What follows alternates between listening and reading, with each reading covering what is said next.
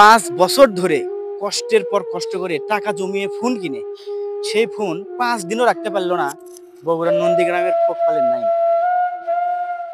অনেক চেষ্টা করে আমি অনেক চেষ্টা করে ফোনটা কিনেছিলাম, মানে খায় না খায় আমি টিকা দিয়েছিলাম যে একটা স্মার্টফোন কিনো। ফোনটা হচ্ছে স্যামসাং A20।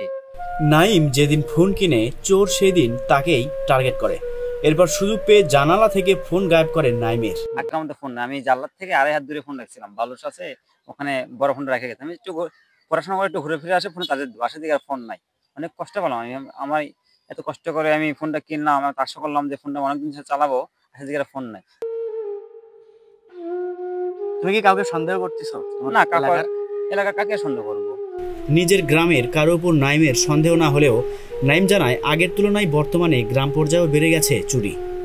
আগের তুলনায় তো অবশ্যই বেড়ে গেছে, কারণ গ্রামে যদি চুরি হয় সেরকম তো চুরির তো হওয়ার সম্ভাবনা বেশি থেকে যায়, কারণ জানলার পাশে তো মোবাইল ছিল, অনেকে তো ভুল করে রেখে যায় জানলার পাশে, এই কারণে তো চুরি হয়ে যায়। নাইম তার ফোন হারিয়ে অত্যন্ত শোকে আছে। আচ্ছা ওই চোরের উদ্দেশ্যে তুমি কিছু বলো, চোরকে তুমি কি বলতে চাও?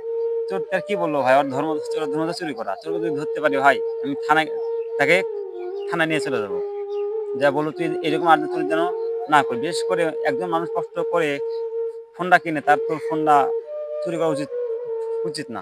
মামা খালার কাছ থেকে দেওয়া টাকা ও রাজমিস্ত্রির কাজ করে উপার্জন করে কষ্টের টাকা দিয়ে ফোন কিনেছিল নাইম।